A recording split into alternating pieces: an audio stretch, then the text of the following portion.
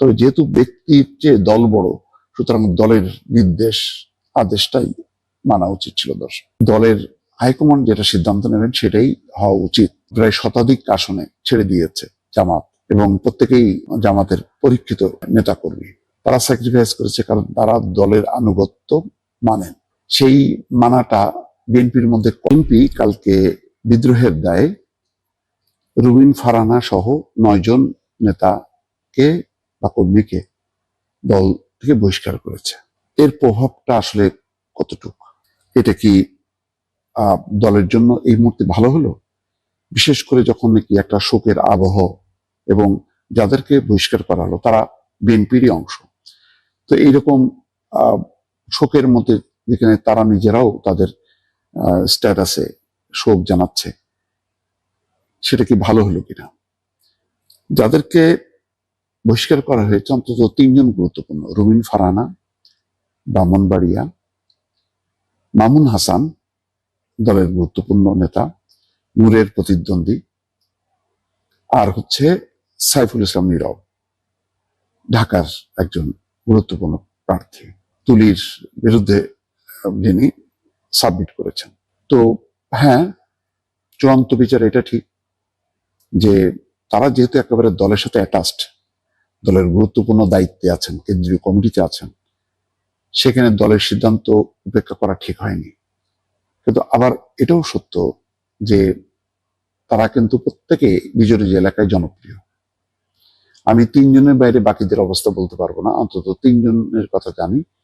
তারা খুবই পরীক্ষিত নেতাকর্মী। গত 10-15 বছর তারা হাসিনার বিরুদ্ধে লড়াই সংগ্রাম করেছে। আজকে দল তাদেরকে বাদ দিয়েছে কেন? এই প্রতিটা আসনে দলীয় প্রার্থী আছে, অথবা শরিকদেরকে আসনটা দেয়া হয়েছে। বিশেষ করে ব্রাহ্মণবাড়িয়া এবং নূরকে দেওয়া হয়েছে পটুয়াখালীতে। তো আবার এটাও সত্য যে আজকে যদি বিএনপি এই শরিকদের সাথে সমঝোতা না করত, তাহলে এই আসনগুলোতে অন্তত এই 3 জন কিন্তু চোখ বন্ধ করে চলে আসতে পারত। আরেকজন আছেন সাজু, এস এ খালেকের ছেলে, তাকেও বহিষ্কার করা হয়েছে। তো এরা কিন্তু চোখ বন্ধ করে জিতে আসতে পারত। এখন এদের পক্ষে যেমন যুক্তি আছে, বিপক্ষেও যুক্তি আছে, কিন্তু চূড়ান্ত বিচারে দলের হাইকমান্ড যেটা সিদ্ধান্ত নেবেন সেটাই হওয়া উচিত। এই জন্যই তো দল।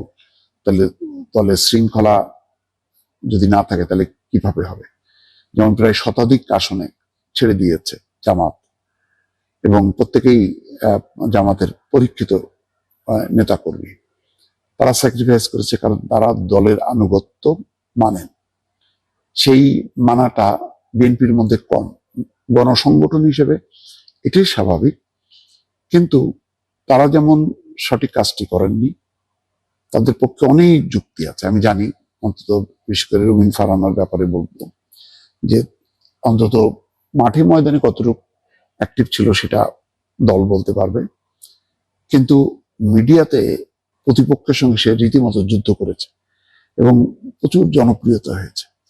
জনপ্রিয়তা পেয়েছেন তিনি পার্লামেন্টের, মানে দিনের ভোট রাতের যে পার্লামেন্ট, সেই পার্লামেন্টে 2018 সালে রীতিমতো ঝড় তুলেছেন তিনি এবং হারুন রশিদ। তার কথাগুলি মানুষের, মানে আবেগ, মানুষের মনের কথাগুলো তারা প্রকাশ করেছেন, যার জন্য তাদের ভয়েসগুলো লাউড ছিল বিএনপির পক্ষে।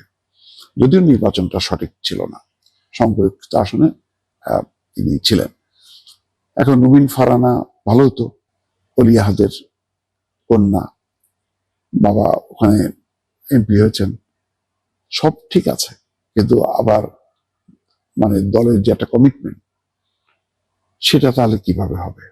জমিয়তকে 4টা আসন ছেড়ে দেওয়া আমার পছন্দ হয়নি, কিন্তু হয়তো বাস্তবতা, দল দেখেছে সেটা বাস্তবতা। তো এটা, এই শোকের মধ্যে নেতাদেরকে বহিষ্কার করা, এটা দুঃখজনক হলেও বিএনপির জন্য হয়তো এটা করণীয় ছিল না। তা নাহলে ঐক্যের আর মিনিমাম জায়গাটা থাকে না। এমনিতেই এনসিপি সাথে সমঝোতা সেটা ভেঙে গেছে, কর্নেল অলি চলে গেছে। এই 2 ধাক্কার পর যদি আবার আভ্যন্তরীণ ভাবে এতগুলো বিদ্রোহী মুখকে যদি বিএনপি আবার প্রশ্রয় দেয়, তাহলে শরিকরা আর বিশ্বাস করবে না বিএনপিকে। তো সেই কারণে দল হয়তো তার জায়গা থেকে সঠিক কাজটাই করে করেছেন।